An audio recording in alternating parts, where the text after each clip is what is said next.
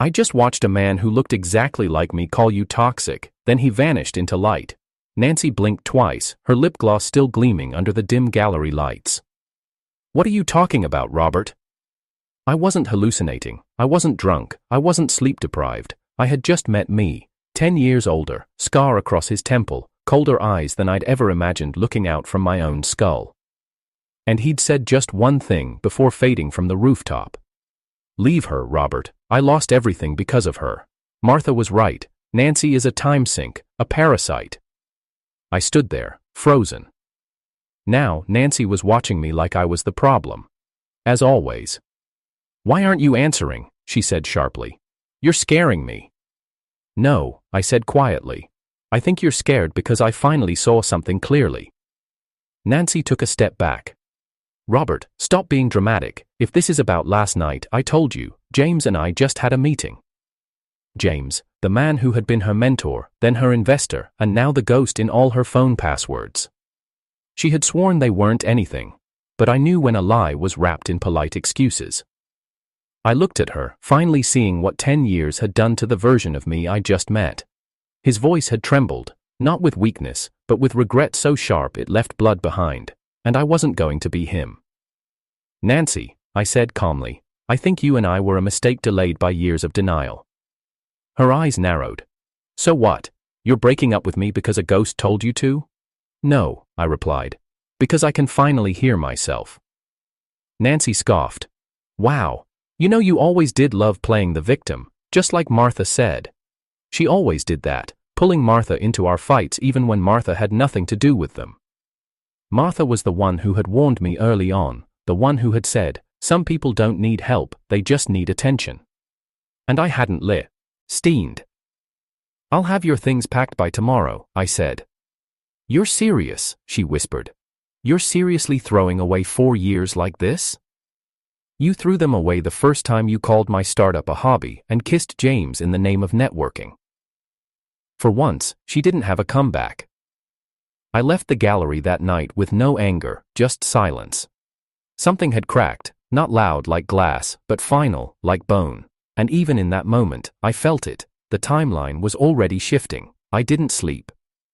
I walked the city for hours, letting the lights blur and the noise drown every second of the past. I could still feel crawling on my skin. Then I found myself standing outside the clinic, the one place I never expected to revisit. It was closed at this hour, but the lights were still on in the top window. Dr. Martha Lane, neurologist, empath, and the only person who had ever looked at me like I was worth fixing before I broke. She had once told me, "You're too smart to let someone like her define your future." And I hadn't believed her. I had called her bitter, told her she didn't understand. But 10 years later, future me had screamed the same words into the wind. I didn't ring the bell, I just sat across the street on a bench, hoping to catch a glimpse of her shadow against the curtains. It was stupid, childish. And then the door opened. She was still the same. Tired eyes, hair tied up lazily, clipboard in hand. She looked down the street, then saw me. And instead of surprise, her expression softened. "Robert," she said, "it's been a while." I didn't say anything at first. "I think I just saw the future," I murmured. She stepped closer, concerned with drawing a line between her brows. "You look like you haven't slept in days." "I left her," I said, like it mattered. She didn't ask who. "I don't know what to do now." "Maybe," she said, "you start by being honest with yourself. Finally." I exhaled. Her voice wasn't accusing, it never had, and in that moment I realized, when I was with Nancy, I was always explaining. With Martha, I just existed. "Martha," I said slowly, "what would you say if I told you, I'm ready for something real?" Her gaze held mine. There was no smugness, no pity, just quiet surprise and something else behind it, something waiting. "I'd say," she replied softly, "you better not be dreaming again." I laughed once, just once. "Then stay right there," I said. "I'm not letting this timeline go." Before the timelines twisted and bled into each other, Robert Donovan was the kind of man who carried love like a promise and pain like a secret. At 26, he had built his own neuroscience startup from a single table in a shared lab. By 32, he'd secured clinical trial approval for a revolutionary emotional feedback system designed to diagnose trauma before patients could even speak it aloud. His work was quiet but brilliant, and even as venture capitalists turned him down for being too gentle, Robert refused to compromise the core of his project: empathy over speed. Then came Nancy. She entered his life like a fire drill, loud, chaotic, and impossible to ignore. A creative director with an eye for aesthetics and a resume built on polished campaigns, she had been hired to lead branding for a joint healthcare conference Robert's lab had sponsored. Their first conversation was not a conversation at all. She walked up to him in the green room, glanced at his worn blazer, and said, "You're the one with the emotion machine, right? Do me a favor, smile like you're a genius and not someone who forgot what mirrors are for." He had blinked at her. "I didn't know we were rating facial expressions now." "We are," she said. "Because you're about to go on stage to talk about feelings. If you look like you just got ghosted, no one's buying your tech." And with that, she fixed his collar, pushed a comb into his hand, and walked away. Robert didn't forget her. He never forgot people who invaded his space like they were born to rearrange it. Later that week, they met again, accidentally, at the after-party, where she sipped lavender gin and challenged him to explain neuroscience without using any scientific terms. "You mean simplify a field built on complexity?" "No," she said. "Make it matter to someone who doesn't care." So he told her about the first patient his prototype helped, a child who hadn't spoken in 8 months. The device had recognized a spike in fear during a hospital check-in, catching a misdiagnosed medication reaction in time. She stared at him for a full minute, then said, "That's actually incredible." From then on, they became something undefined, not quite dating, not entirely friends. Somewhere in between drinks, late-night edits, and endless feedback loops on color palettes and clinical charts, Robert began to fall for her. But Nancy didn't fall. She curated. She told him she liked the idea of being around someone quiet, that he calmed her, balanced her chaos, that she needed someone who wasn't always about power. Robert smiled, took it as affection, and never questioned why the compliment sounded more like therapy than love. They began dating officially a few months later. Nancy was magnetic. Her world moved in fast-forward: PR shoots, gallery shows, rooftop mixers, influencer dinners. Robert didn't belong, and everyone knew it. But she held his hand in public and smiled wide in pictures. She posted him once, with a black and white filter and the caption, "Brains are sexy." He laughed when he saw it, but it was the only post of theirs she ever made. At home, things were different. Nancy didn't like his minimalist apartment. She swapped his gray sheets for champagne satin. She bought throw pillows he didn't need, painted over his white walls with what she called grounded tones, and Robert, he let her. He told himself it was a compromise, that relationship required adjustment. But over time, he started keeping certain parts of himself quiet, the parts that couldn't be branded or photographed. She didn't ask about his therapy sessions, or his insomnia, or why he sometimes froze when people raised their voice unexpectedly. Nancy liked clean emotion, digestible, aesthetic. Mess, not so much. Still, he stayed. Even when the quiet became suffocating, even when she began talking over him during interviews, correcting details about his own project. Even when she introduced James, her former professor turned branding investor, as a man who just gets her on another level. Robert tried to play it cool. Tried to believe her when she said, "James is just a work friend." Tried not to overthink the late messages, the texts she tilted her screen away to read, the way she always seemed slightly more put together around James, like she was showing him a version of herself even Robert wasn't allowed to see. One night, Robert confronted her gently. He had just returned from a 48-hour field test in another city. He was exhausted, eyes red, shoulders slumped. Nancy was on the phone when he walked in. She quickly ended the call and looked up. "You didn't tell me James was part of the campaign photo shoot," Robert said, voice even. She frowned. "It wasn't a big deal." "You could have told me." She sighed. "Robert, I'm not cheating on you. Can we skip this tired conversation?" "It's not about cheating," he said. "It's about omission." She didn't respond, just turned away, brushing invisible dust off the couch. That was when Robert felt something cold slip behind his ribs. This was not the first lie, just the first one he recognized. Martha had known before he did. She was the co-developer of his prototype, his former partner in both the lab and life. They had ended their romantic relationship on amicable terms years ago, but her understanding of him ran deeper than most people's definitions of love. She had met Nancy once, during a testing showcase. Afterward, she simply said, "She doesn't see you, Rob, not really." He had been defensive. "She's different." "She is," Martha agreed. "Just not in the way you think." They didn't talk much after that, not because of anger, but because truth creates distance. Still, Martha checked in from time to time, quiet messages, updates on grants, occasionally a coffee drop-off at the lab door.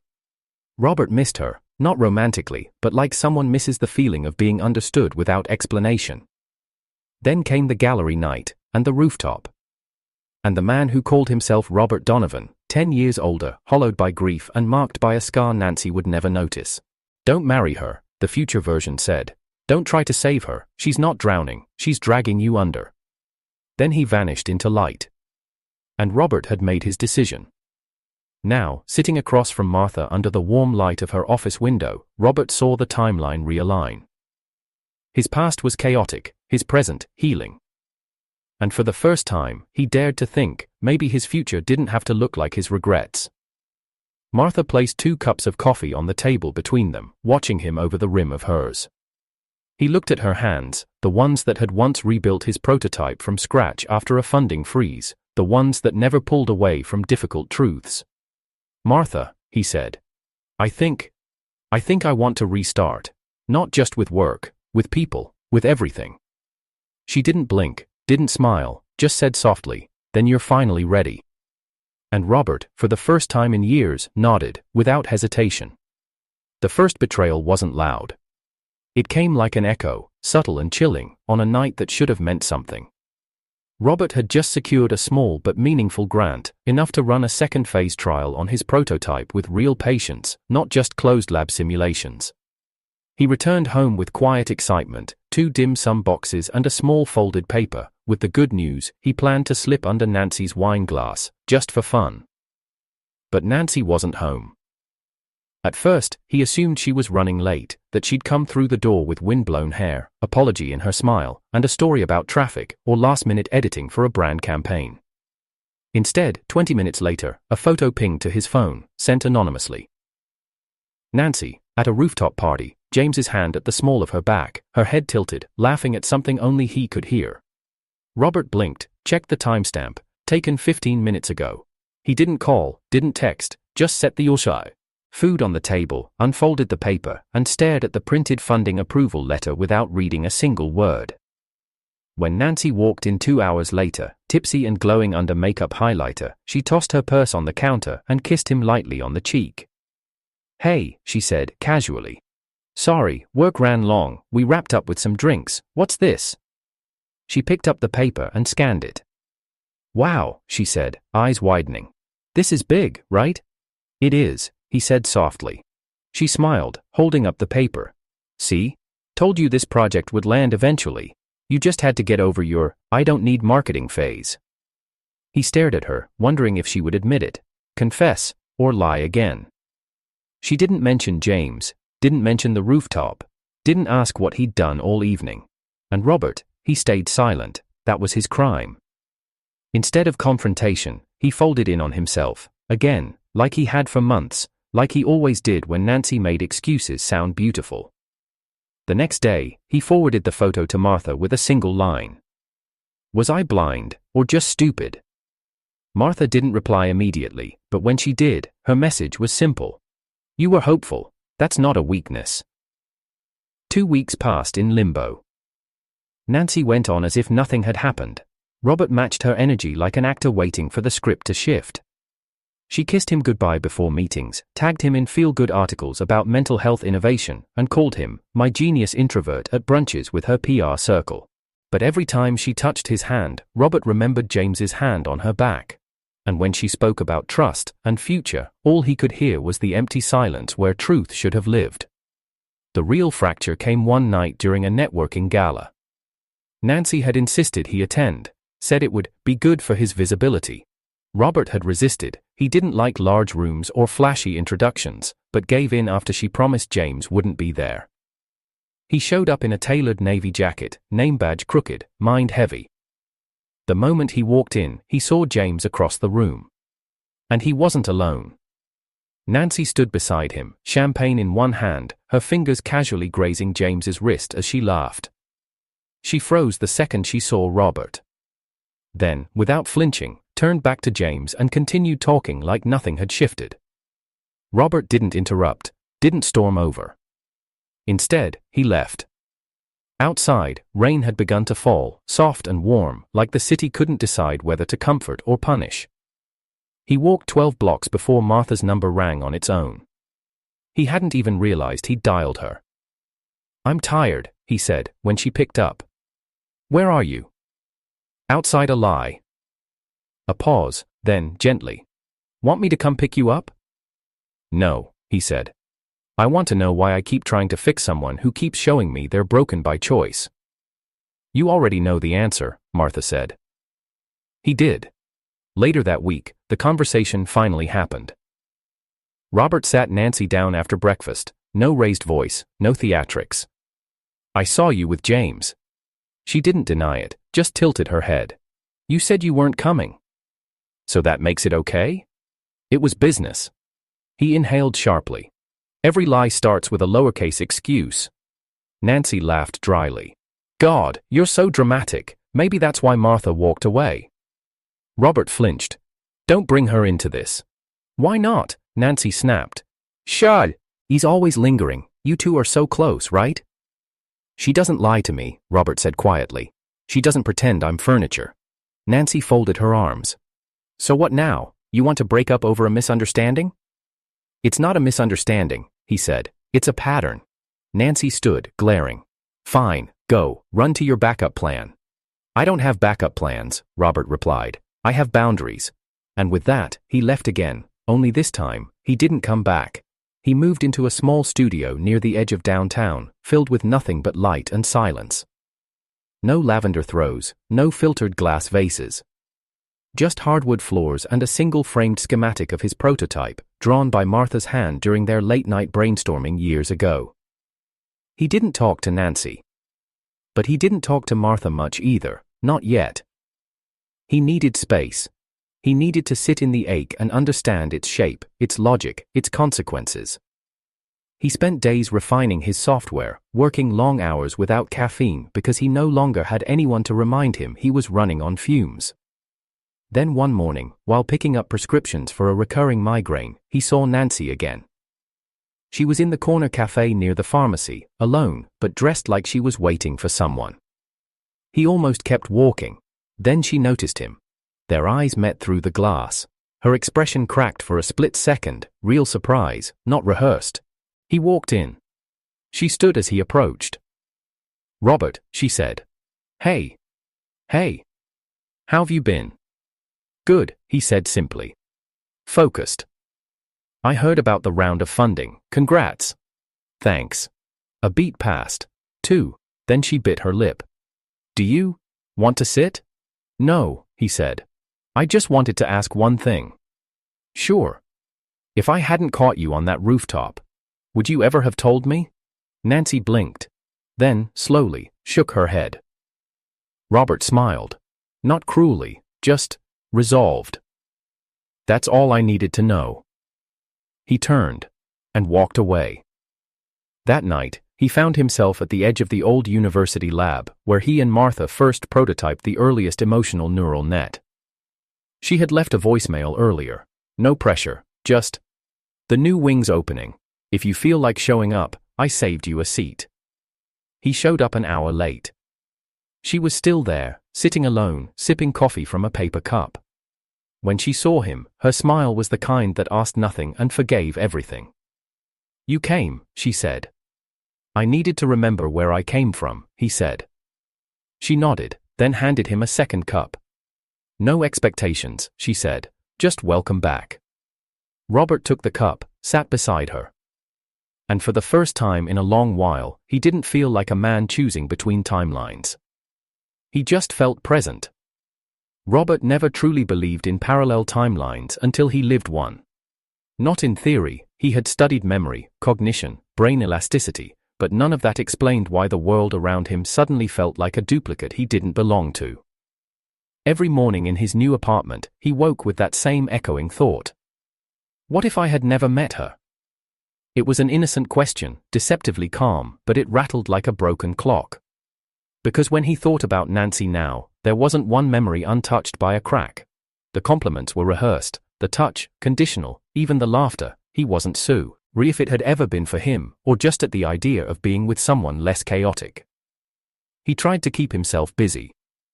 The prototype demanded his attention, trial simulations, team coordination, database calibration, but his fingers moved slower than his thoughts. His mind played back nights with Nancy not in warmth, but in sound bites. You overthink everything. It's just a text, Robert. Stop making it deep. Do you always need to talk about feelings? Back then, he thought she was just uncomfortable with vulnerability. Now he knew, she didn't want depth, she wanted silence, control. What haunted him most wasn't the betrayal, it was how long he let it shape him. He kept remembering the version of himself who sat quietly through dinner parties while she praised James's charisma, the one who made excuses for her cold spells, who offered solutions to problems that were never meant to be fixed. Who does that? He asked himself that every time the loneliness grew louder than the city outside. Even now, months later, he caught himself wondering what she would say if she saw the new trial numbers, the press articles, the investor callbacks. Would she fake pride again, or call it cute momentum like she once did? He hated that part of him still cared. One evening, while debugging a neural output issue, he caught himself reading old texts, scrolling through the final weeks with Nancy as if they held a missing answer. They didn't. What he found instead were fragments of himself, offering reassurance, seeking understanding, holding space she never entered. Martha once told him, the longer you explain your value to someone, the more they'll think it's negotiable. At the time, he thought she was being cynical. Now, he saw it was simply experience. Martha became an unintentional anchor again. They never made formal plans. She just began appearing more often, dropping off data printouts, forwarding case studies, slipping coffee beside his keyboard without speaking. And Robert found himself listening for the sound of her shoes in the hallway. But even that brought confusion. Because somewhere deep, he feared repeating the same mistakes. One night, as they stood reviewing beta feedback by the window, he asked quietly, "Do you ever worry that people only love you for what you can give them?" Martha didn't look surprised. "All the time," she said. "How do you trust again?" "You don't," she said. "You test gently, and see who stays when there's nothing to take." The next day, he removed Nancy's last name from all shared projects. It wasn't spite, just closure. And when James emailed him out of nowhere, offering a professional apology, Robert didn't reply. Because there are apologies that fix, and there are apologies that beg for a clean slate they never earned. Robert wasn't in the forgiveness business anymore, he was in the clarity business. Despite his progress, the nightmares still came, not horror, just twisted memories. In one, he watched himself marry Nancy, but every guest had no face, every vow echoed hollow. At the end of the dream, she whispered, "You were always convenient." He'd wake up gasping, reaching for a glass of water that felt too warm. Some nights, he dreamed of older Robert, the one who had warned him on the rooftop, the scar on his temple, the look in his eyes. In those dreams, that man never spoke again. He just watched, silently disappointed, as Robert repeated every mistake anyway. He began documenting the dreams, just for himself. Timestamps, descriptions, how he felt afterward. It wasn't about decoding them, it was about owning them. One entry read, "Dreamt I was apologizing to Nancy, not for leaving, but for not leaving sooner. Things with Martha remained undefined. Not romantic, not platonic, not avoidant. They just existed in shared time." Until one evening, she fell asleep on his couch while reviewing trial notes. Robert watched her for a long time, her hand curled under her cheek, her breath slow and steady. She looked tired, real. And in that moment, he remembered something Martha had once said after a failed experiment. Failure doesn't mean the idea was wrong, sometimes it means the timing was. It had hit him hard back then, it hit harder now. He didn't wake her, just draped a blanket over her shoulders and continued working in silence. But a thought took root. What if the only love worth choosing is the one that doesn't ask you to become someone else first? Nancy tried contacting him again. Different number. New tone. She sent a message. I'm sorry for what I said, I didn't know what I had. Then another. Can we talk once, just for closure? He didn't reply.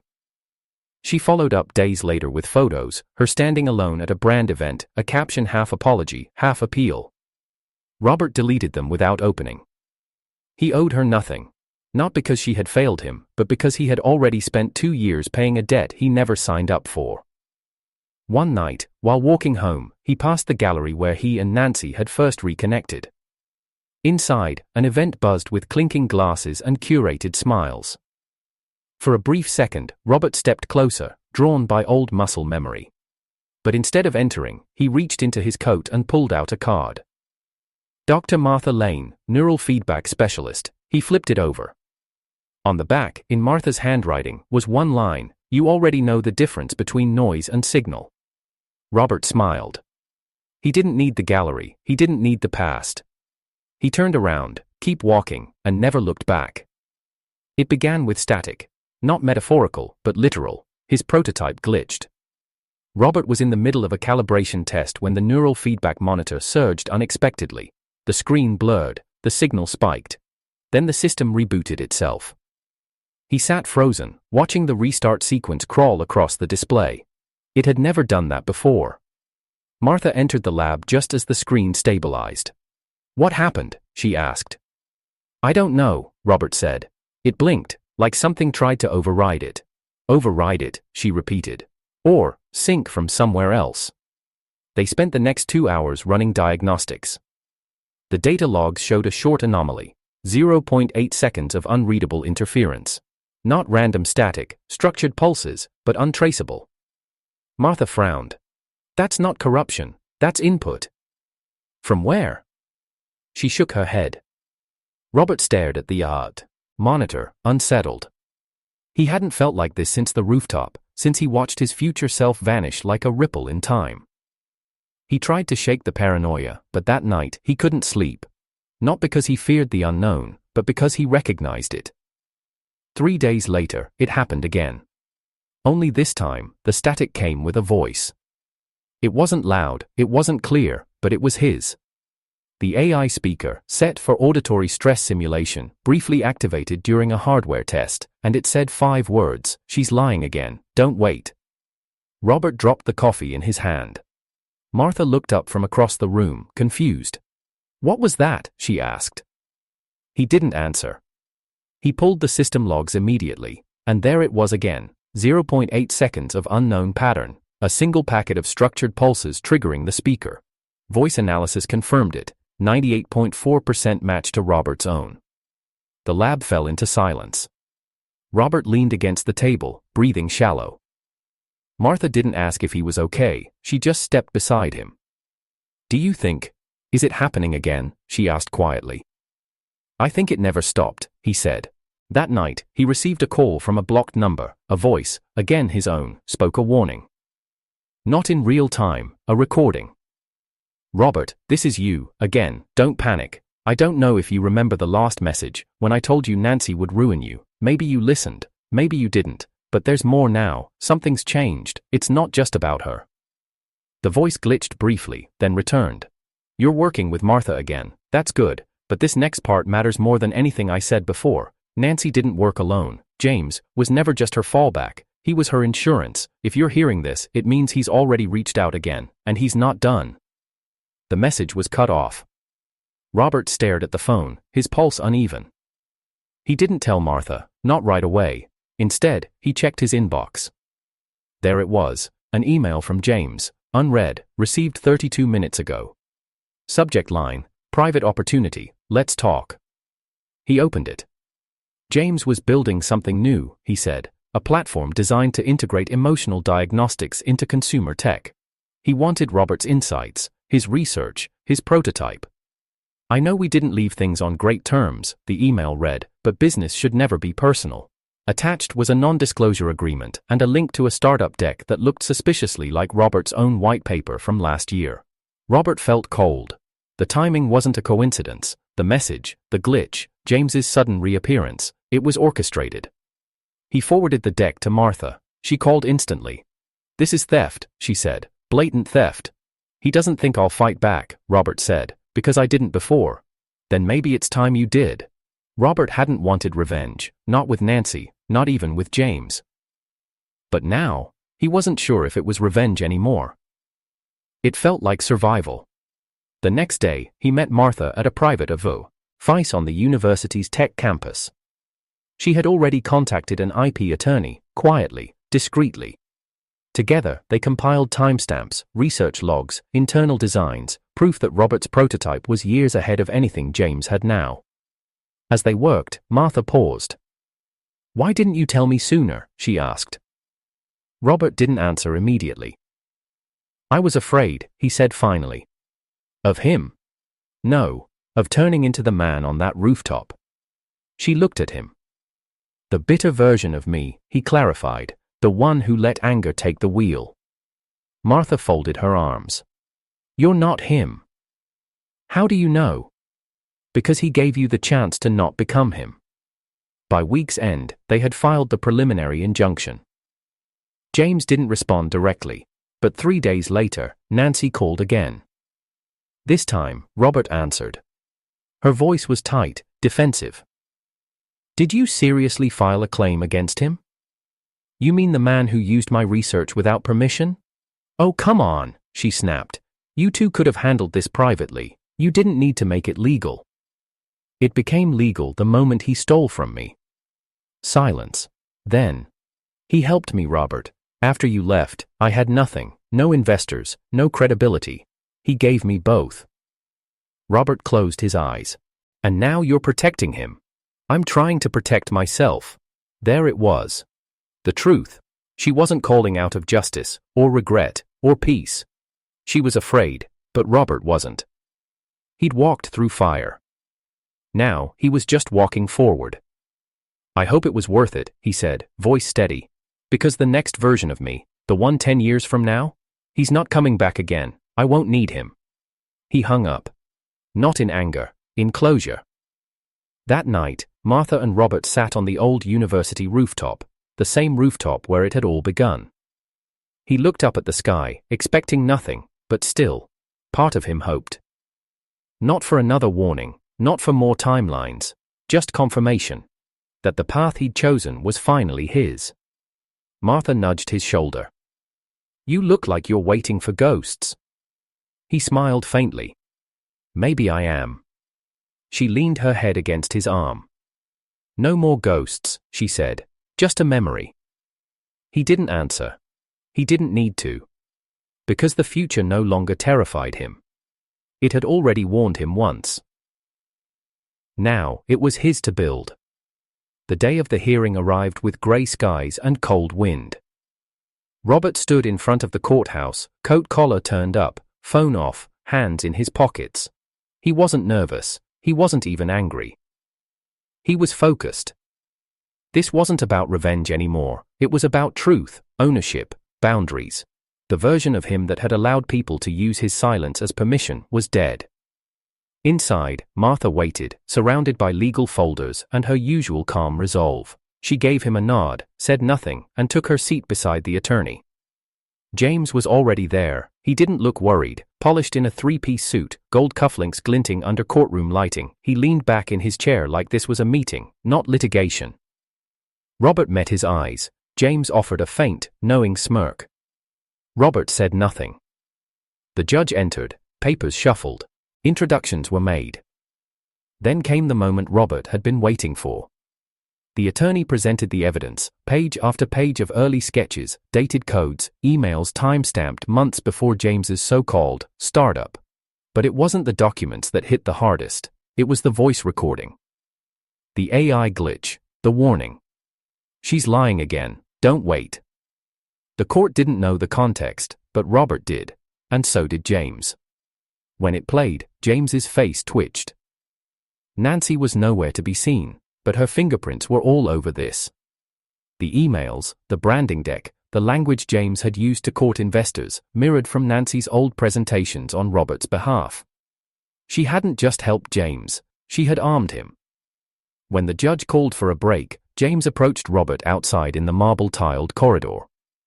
"You've really gone all in, haven't you?" he said, voice too casual.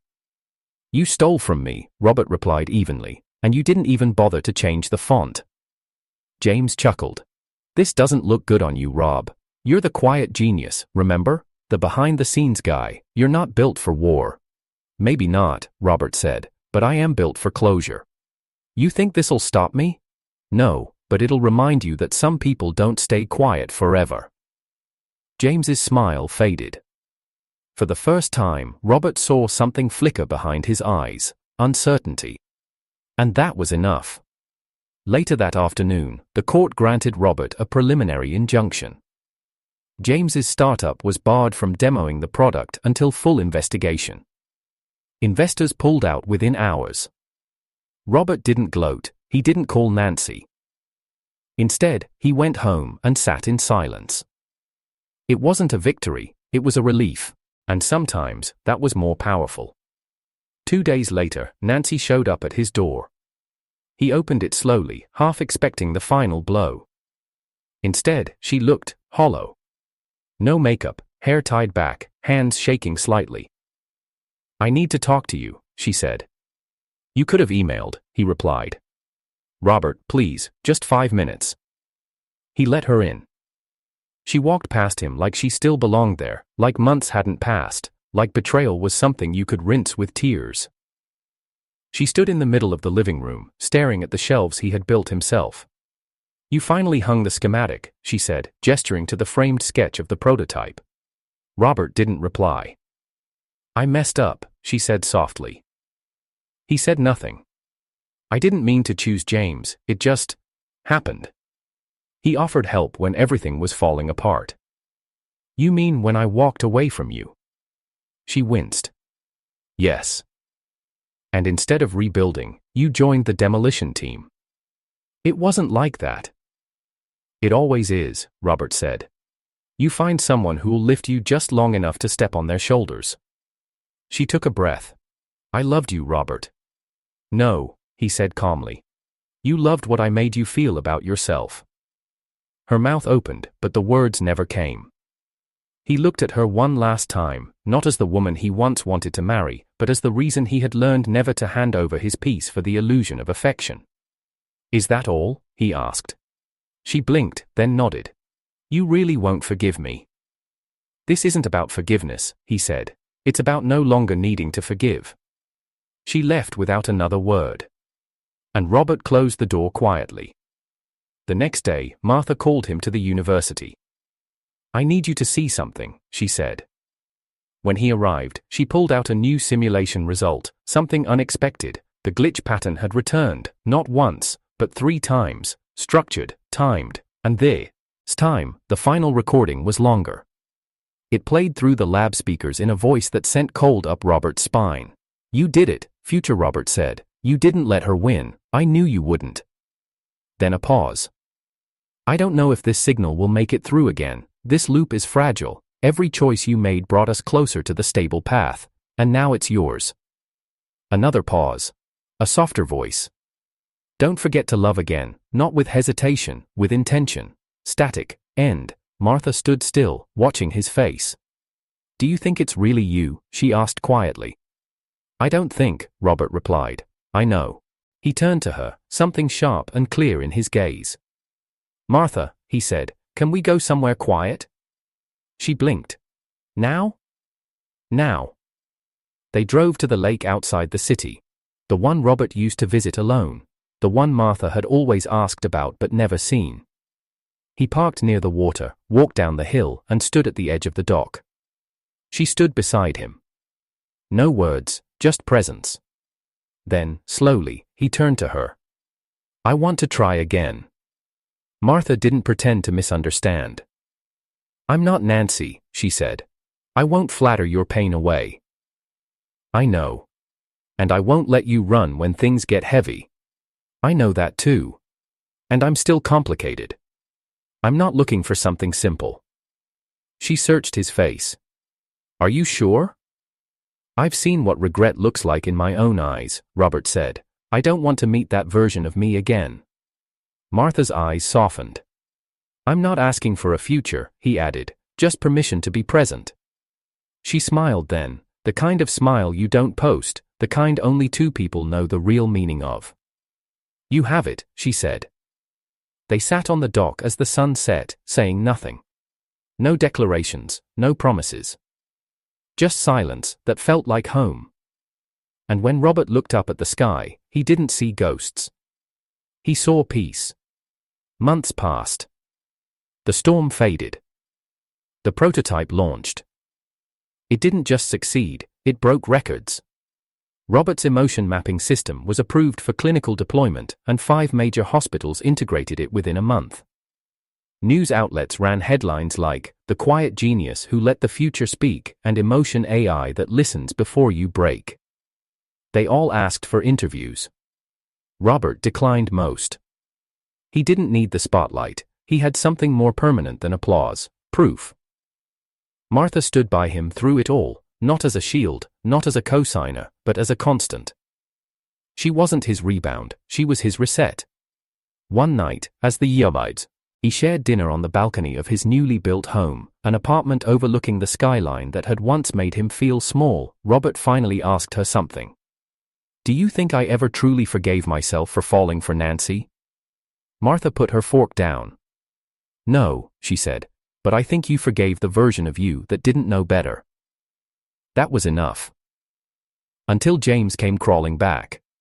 It started with an email. Then a voicemail. Then a letter. The lawsuit had reached its final stage. James had tried to counterclaim with technicalities, but Robert's documentation was airtight. Testimonies from former lab assistants, code logs, early investor emails, all lined up against him. Nancy, meanwhile, had gone silent after the confrontation. She didn't return to the media, didn't post another curated comeback on social platforms. But Robert noticed one thing: a new startup had launched quietly overseas, one with eerily similar branding to his prototype, same UI, same speech flow, even the same slogan, "We hear what you don't say." But it wasn't James behind it. It was Nancy. He confirmed it through a shell company in Portugal. She'd tried to stay anonymous, but not smart enough to do it without leaving a trail. And that's when Robert stopped playing defense. Revenge wasn't fire, it was a calculation. He didn't threaten her. He hired a digital IP team and launched a coordinated investigation. He waited. I gathered evidence. Let her build herself up, just enough to have something to fall from. When her app entered beta, Robert quietly partnered with the 2 largest mental health tech firms on the continent. They launched a campaign side by side with his updated prototype. Then he filed international copyright violation, intentional plagiarism of protected algorithms, and this time, he didn't remain anonymous.